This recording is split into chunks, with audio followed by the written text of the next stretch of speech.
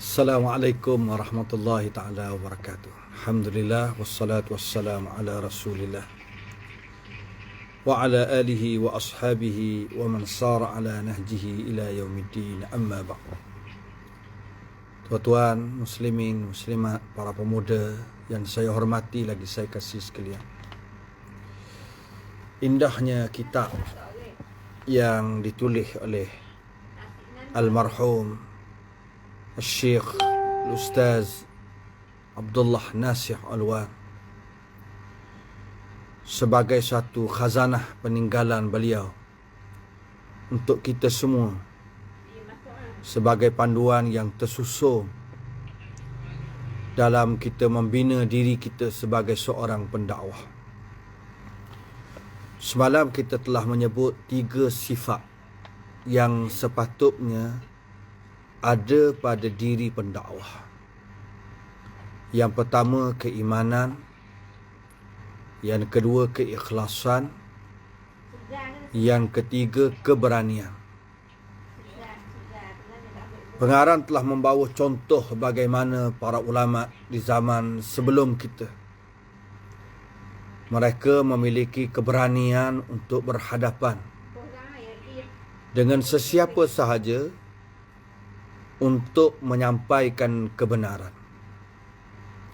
Tetapi di waktu yang sama, keberanian bukan bermakna kita bersikap sembrono, kita bersikap tanpa hikmah, tanpa kebijaksanaan, tanpa fiqah, iaitu tanpa keilmuan. Keberanian mesti dibina di atas keilmuan. Keberanian juga mesti diurus dengan kebijaksanaan. Dalam erti kata lain, mesti kita menilai keberanian kita itu bagaimana kita nak melakukan sesuatu berasaskan kebenaran. Contoh, seorang pemimpin yang melakukan kezaliman. Jika kita memiliki sifat keberanian, anak-anak muda yang berani kemungkinan bersedia untuk menjatuhkan pemimpin-pemimpin yang zalim dengan menggunakan senjata-senjata canggih, menahan sesiapa yang melakukan kejahatan di jalan-jalan dan dibunuh. Itu berani. Pergi masuk ke rumah-rumah pemimpin yang zalim, menyerbu rumah mereka, menerkeng mereka ataupun menerjah mereka dengan kasar, dengan keras. Adakah itu masuk keberanian? Tidak. Bila kita berbicara tentang keberanian, para ulama telah mengajar kita. Bahkan Nabi SAW memesan kepada kita. Dan inilah juga yang diletakkan oleh pengarang. Saya ulang semula. Sebab tidak dinafikan anak-anak muda memiliki keberanian. Ada pendakwah-pendakwah penceramah kita berani. Berani untuk menyampaikan apa sahaja yang kita anggap benar. Di waktu yang sama, kita juga mesti menilai apa dia kebenaran yang kita nak sampaikan itu. Adakah kebenaran yang kita sampaikan itu perkara yang berkait dengan kekhilafan? Contoh, hari ini ada orang dia kata berani. Kita kena tegur kerajaan yang meletakkan SOP bila nak sembahyang berjarak. Saf yang diajar oleh Nabi SAW mesti tersusun rapat-rapat. Kita mesti berani membetulkan ini. Kerana ini kebenaran yang datang daripada Nabi. Betul. Berani itu adalah suatu sifat yang baik. Tetapi kebenaran yang kita maksudkan itu adalah kebenaran yang qat'i, yang putus. Ataupun ia adalah sesuatu yang berkait dengan khilafiyat. Yang berkait dengan perselisihan-perselisihan di kalangan para ulama. Ini asas yang perlu kita fahami dalam kita meletakkan sifat keberanian kita itu kena pada tempatnya, kena pada hikmahnya. Kerana asas yang disebut dalam ayat yang kita baca, ud'u ila sabili rabbika bil hikmah, dengan hikmah. Hikmat maknanya kita mesti menilai tentang mafsadah dengan maslahah. Berani. Kita 10 orang berhadapan dengan satu kerajaan dengan tentera-tenteranya yang besar. 10 orang berdepan dengan 1000 tentera yang jahat, yang kufur. Adakah itu dianggap keberanian? Ya, keberanian. Tetapi adakah dianggap sebagai kebijaksanaan? Itu perlu dinilai. Dinilai berasaskan maslahah. Sebab tu saya sebut perlu ada fiqh, perlu ada hikmah. Ini yang kita sebut sebelum ini. Yang keempat, kena ada sifat sabar. Sabar bukan dengan makna pengecut. Sabar dengan makna satu kekuatan menahan diri kita yang berbentuk positif, yang mendorong kita berupaya menghadapi segala rintangan-rintangan, halangan-halangan yang membuatkan kita kemungkinan berputus asa, lemah. Tetapi dengan sifat sabar membawa kita untuk terus sabar, kuat, teguh, kukuh, berhadapan dengan segala fitnah, berhadapan dengan segala godaan-godaan, sehinggalah Allah Ta'ala mengizinkan kepada kita kemenangannya, ataupun kita mati bertemu dengan Allah dalam keadaan kita berharapkan Allah merestui dan meredai kita. Pengarang disebut sikit, wa 'ala da'iyah, sepatutnya seorang pendakwah hina yuballighu da'wat Allah, ketika mana dia menyampaikan agama Islam, an yada'a fi husbanihi, dia mesti meletakkan dalam pengiraannya hazihi btila'at, ini dia ujian-ujian yang kemungkinan dihadapi. Dia kena letak di hadapan bahawa dia kemungkinan berhadapan dengan ittihamat al-kadhimah, tuduhan-tuduhan bohong, wal aqawil al-batilah, perkataan-perkataan yang batil, untuk meruntuhkannya, untuk memburukkannya. Kemungkinan dia akan berhadapan dengan penjara, azab seksa. Kemungkinan dia akan berhadapan daripada lucutan jawatan. Kemungkinan dia akan berhadapan dengan rampasan segala harta dia. Dia kena letak di hadapan dia sebagaimana yang dihadapi oleh Nabi sallallahu alaihi wasallam. Nabi 23 tahun berhadapan di Mekah, 13 tahun berhadapan di Madinah, 10 tahun. Bukan bila Nabi menang, Nabi tidak berhadapan dengan ujian. Jangan kita rasa bila kita dakwah, akhirnya tertegaknya negara Islam, kita rasa, ni dah apa dah, kita menang dah, kurang sikit ujian. Tidak, ada ujian lain. Kemungkinan ujian hati kita sendiri, godaan syaitan, waswas syaitan. Kemungkinan hadapi dengan dengki kawan-kawan, fitnah daripada rakan-rakan ataupun berbagai-bagai daripada musuh. Cuba kita lihat bagaimana Tuan Guru Haji Ni Abdul Aziz Nikmat, Tok Guru kita. Dia berhadapan dalam pemerintahannya di Kelantan dengan berbagai-bagai kerenah ujian yang dihadapi. Dia terpaksa berhadapan dengan kepungan daripada musuh kerajaan persekutuan pada masa itu. Dia berhadapan dengan kerenah pihak istana ketika itu. Dia berhadapan dengan pegawai-pegawai kerajaan yang tidak senang dengan kerajaan ketika itu.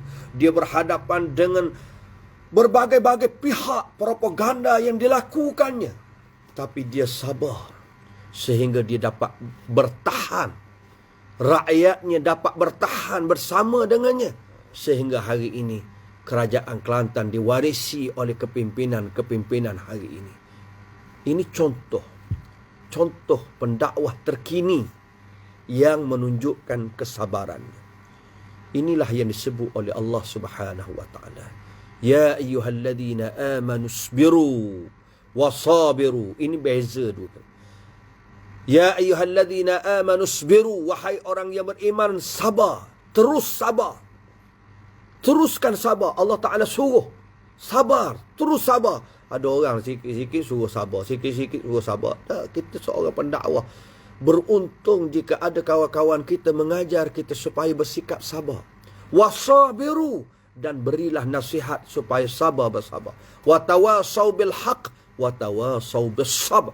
Pesan memesan dengan kebenaran, pesan memesan dengan kesabaran. Ada orang dalam satu grup WhatsApp, bila saya sebut sabar, dia perli saya, dia sindir saya, dia kata sikit-sikit sabar. Dan kita nak ajar macam mana tuan-tuan? Kita sebagai seorang pendakwah, kadang-kadang kita berhadapan dengan masalah sabar.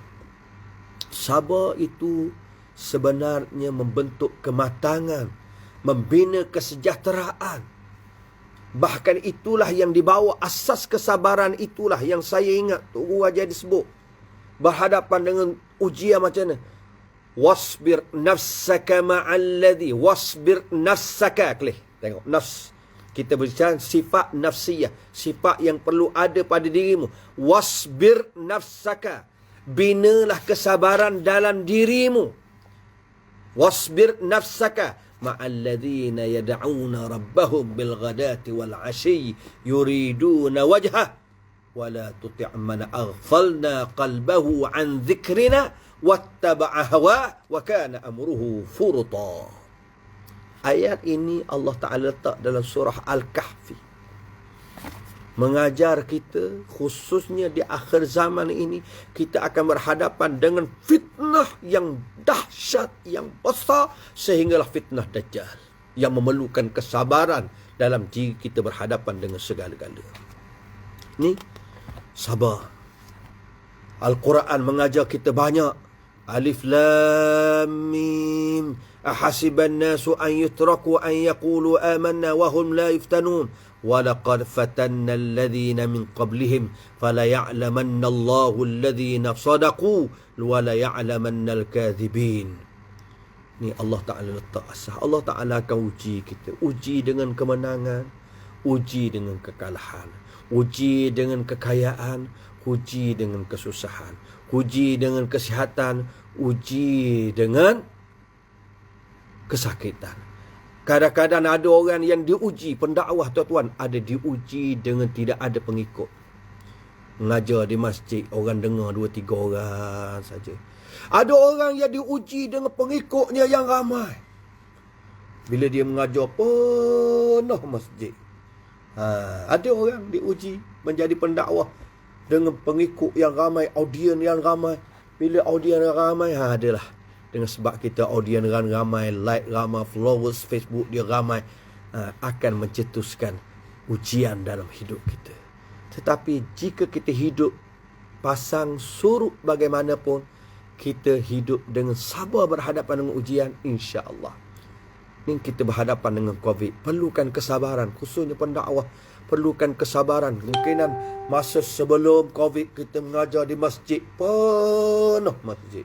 Tapi sekarang nak mengajar di masjid pun penguat kuasa agama tidak benarkan. Dengan sebab SOP-nya, dengan sebab nasihat-nasihat yang dibuatnya. Allahu Akbar. Ada di kalangan ustaz-ustaz kita kesian, kita sedih, kita simpati. Tetapi itulah ujian yang perlukan kesabaran. Allah Ta'ala nak menguji kesabaran kita. Allah Ta'ala nak menguji kesabaran kita. Kerana orang yang ada di zaman dahulu diuji oleh Allah lebih dahsyat daripada kita. Kata Nabi sallallahu alaihi wasallam daripada Sa' bin Abi Waqqas berkata, kami tanya Nabi sallallahu alaihi wasallam, ya Rasulullah, ayyun nasi ashaddu bala'an? Wahai Rasulullah, manusia manakah yang paling dahsyat ujiannya? Jawab Nabi, al-anbiya, para nabi. Summal amsal wal amsal. Kemudian yang berikutnya, kemudian orang yang seterusnya. Ada seorang lelaki yang akan diuji atas hitungan agama. Hitungan agama dia macam mana? Ya Allah Akbar. Dalam buku ini banyak menceritakan bagaimana kesabaran yang ada pada diri sahabat Nabi sallallahu alaihi wasallam dalam menghadapi berbagai-bagai ujian. Tetapi cuba saya tengok. Cuba kita lihat. Walaupun sahabat Nabi diuji dengan berbagai-bagai, mereka menyediakan, dan pengarang ni kata a'iddus lis-sabat, hendaklah kamu sediakan diri untuk sabat, untuk tetap teguh, was-sabru, untuk sabar, wat-tadhiyah, dan teruskan korban. Nufusan, sediakan diri kita, orang yang beriman, la tajza', yang tidak akan lemah, amama ahdasil layali, di hadapan berbagai peristiwa yang berlaku setiap malam, wa quluban samidah, hati kita yang kental, la tarta'at, yang tidak pernah luntur, min nawazilil ayyam, daripada bergilir setiap hari. Allahu Akbar. Inilah kekuatan orang-orang yang ada di zaman dahulu, dan kita mohon daripada Allah agar Allah Ta'ala memberikan kekuatan kepada kita, seperti Bilal bin Rabah yang diketahui semua, Ammar bin Yasir, Sumayyah, Yasir sendiri. Ini sahabat-sahabat Nabi. Ya Allah, besarnya ujian mereka. Sahabat-sahabat Nabi yang hebat, yang berhijrah bersama dengan Nabi daripada Mekah ke Madinah. Kemudian penduduk-penduduk Madinah.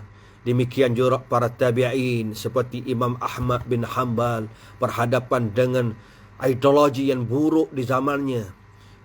Syekhul Islam Ibn Taymiyah, walaupun ada orang yang mencurigai dan tidak senang dengan Syekhul Islam Ibn Taymiyah, tapi saya rasa setuju ataupun setuju dengan pandangannya, kita mesti menerima hakikat Syekhul Islam Ibn Taymiyah berhadapan dengan ujian yang besar di zamannya.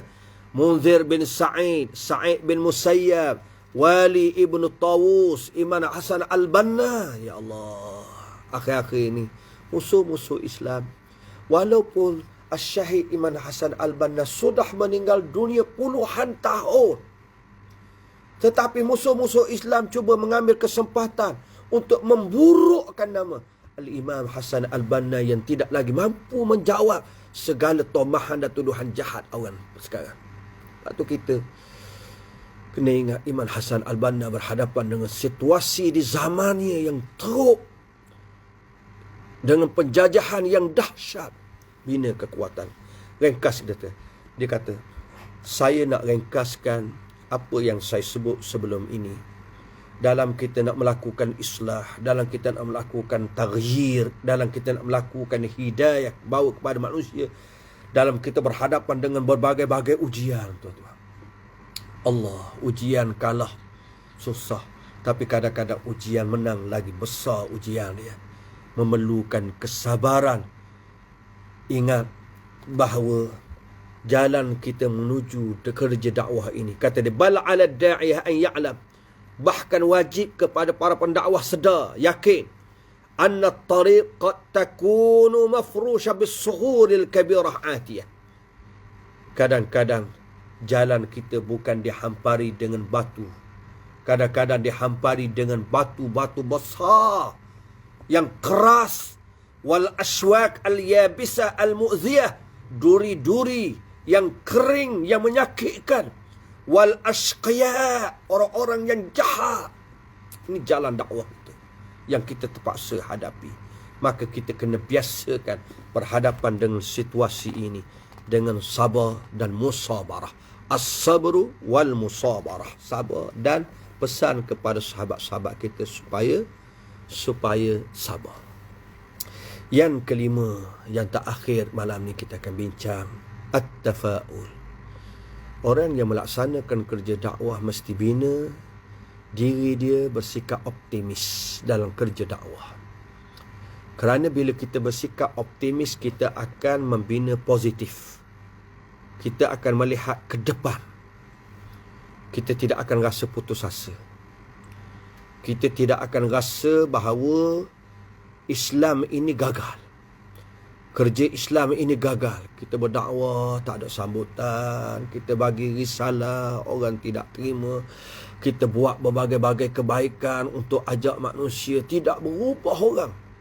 Kita mesti optimis bahawa jalan Islam ini akan membawa satu perubahan. Dia bawa di sini contoh kepada kita semua.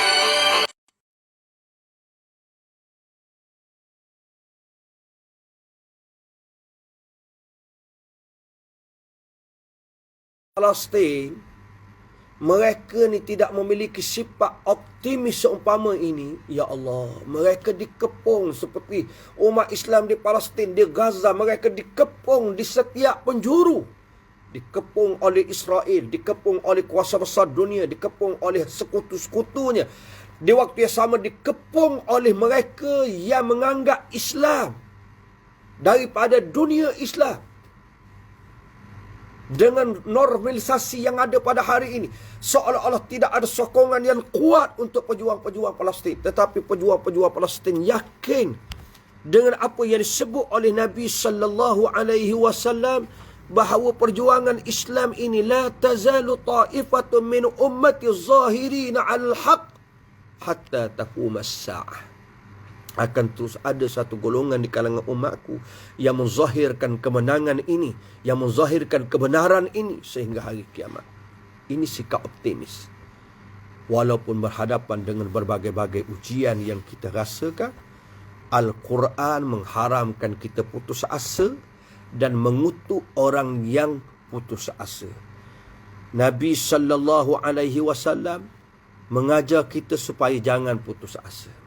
Sejarah menggambarkan bagaimana umat-umat sebelum kita bangkit. Mongol yang menjatuhkan dan menghancurkan kerajaan Abbasiyah sehingga sampai di Ain Jalut. Ketika itulah pendakwah dan pejuang Islam bangkit semula, dipimpin oleh Sultan Qudus dengan ulama-ulama di zamannya bangkit. Akhirnya Mongol berjaya dihalau dan dikalahkan. Ini sifat tafaul. Palestin yang begitu lama dikuasai oleh gerakan Salibiyah, akhirnya dengan sifat optimis Salahuddin Al-Ayyubi memimpin tentera Islam berjaya membebaskan Palestin.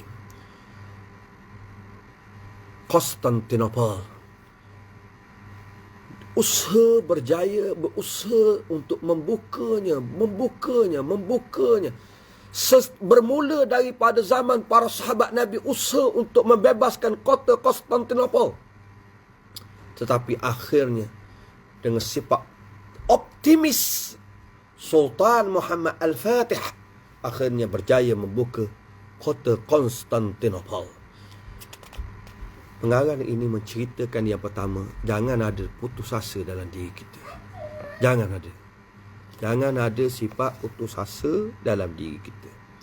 Yang kedua, sejarah menggambarkan bagaimana umat-umat di zaman dahulu yang mereka ini dapat membina kekuatan bila mereka memiliki sifat optimis. Tetapi umat-umat di zaman dahulu akan dihina, akan berlaku penghinaan jika mereka tidak memiliki sikap optimis. Seperti Bani Israel. Apabila Nabi Musa alaihi salam ajak berperang membebaskan Baitul Maqdis, mereka berkata, "Idhhab anta wa rabbuka faqatila inna hahuna qa'idun." Pergilah engkau wahai Musa bersama dengan Tuhanmu, kami nak duduk sini. Kerana mereka tidak memiliki sifat optimis, keyakinan untuk membebaskannya. Allahu Akbar. Inilah juga yang ada pada Sayyidina Umar, Sayyidina Abu Bakar As-Siddiq. Apabila Nabi SAW wafat, para sahabat begitu sedih. Dalam kesedihan kewafatan Nabi, berlaku beberapa perselisihan di kalangan para sahabat tentang permasalahan-permasalahan ketika itu. Datang pula satu masalah yang besar, ancaman daripada luar. Golongan yang murtad, golongan yang enggan keluar zakat, golongan yang mengaku menjadi Nabi. Tetapi Sayyidina Abu Bakar As-Siddiq memiliki sifat tafa'ul, sifat optimisnya. Sehingga beliau menyebut suatu kalimah, jika tiada orang yang bersedia bersama denganku untuk berhadapan dengan ini, aku seorang, aku akan buat seorang. Ini Sayyidina Abu Bakar yang menunjukkan sikap optimisnya untuk berhadapan dengan isu ketika itu, masalah dan masa itu, pertembungan ketika itu. Ya Allah. Sehingga Sayyidina Umar sebut, ma huwa illa an ra'aitu an qad syaraha Allahu sadra Abi Bakrin lil qital fa'alimtu annahu al-haq. Tiadalah ia melainkan aku melihat Allah Ta'ala telah melapangkan dada Abu Bakar As-Siddiq untuk berperang berhadapan dengan golongan murtad dan mengaku Nabi ini. Sesungguhnya Abu Bakar adalah benar. Abu Bakar contoh sejarah kebangkitan ummah semula selepas kewafatan Nabi dengan sebab optimis yang ada padanya. Hakada yasna'u uzama'ur rijal wa aqwiya'ul iman. Ni kata pengarang, demikianlah tokoh-tokoh yang besar mencipta sejarah. Aqwiya'ul iman, orang-orang yang memiliki kekuatan keimanan. Mereka terus mara ke hadapan. Ya Allah, kita berhadapan dengan suasana yang ada pada hari ini. Macam mana kita nak buat? Yang ketiga, bila kita tengok sejarah tuan-tuan, siapa sangka, mudah nak cakap, siapa sangka parti Islam se-Malaysia PAS yang berjuang sebelum merdeka, selepas merdeka, tidak pernah dapat suatu sokongan yang begitu besar. Bahkan orang menganggap PAS ini tidak akan diterima oleh masyarakat dan tidak akan memerintah. Tahun kita hidup sekarang, Allah Ta'ala tunjuk, walaupun kita tidak boleh memerintah sepenuhnya dalam negara ini, tetapi sekurang-kurangnya Allah Ta'ala tunjuk bahawa kita juga terlibat dalam mengurus dan mentadbir negeri dan negara ini.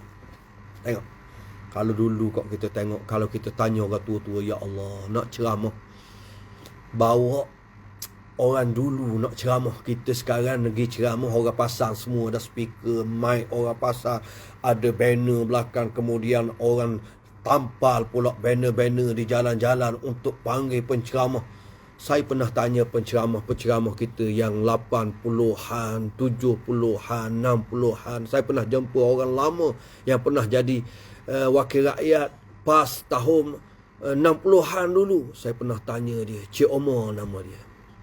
Saya pernah duduk Kuala Berang, saya tanya dia macam mana. Haji Abu Bakar, ni orang lama ni. Saya pernah jumpa dia, macam mana orang dulu. Dia kata, ya Allah, dulu duduk di Hulu Terengganu dah tuan-tuan. Nak pergi ceramah, bawa biskut, bawa speaker sendiri, mic sendiri, bawa biskut. Siang hari berhenti tempat orang rehat, orang sedang bercucuk tanam, kita sedia biskut, kita ceramah. Nak pergi ceramah malam-malam, kadang-kadang kena sekat, kena halang dia orang. Allahu Akbar. Kita hari ini online ceramah. Allahu Akbar. Ini menunjukkan bahawa jika kita memiliki sifat optimis masa depan, Islam ini akan bertambah cerah sinaran cahayanya di masa depan. Okey.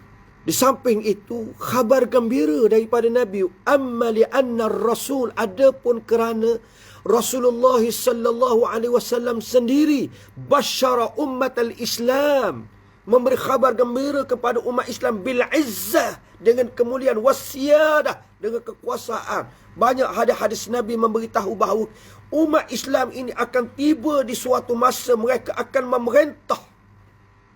Mereka akan memerintah. Mereka akan terus berjuang.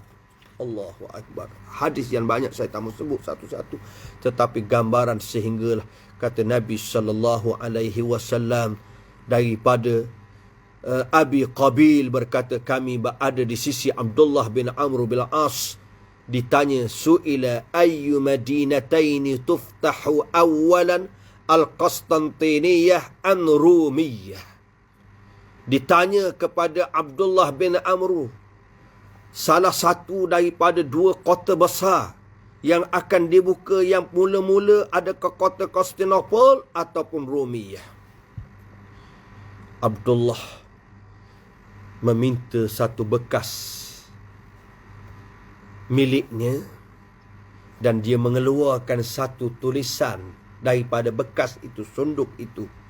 Abdullah berkata, bainama nahnu haula Rasulillah sallallahu alaihi wasallam, ketika kami berada di sisi Nabi sallallahu alaihi wasallam, mengelilingi Nabi, kami menulis.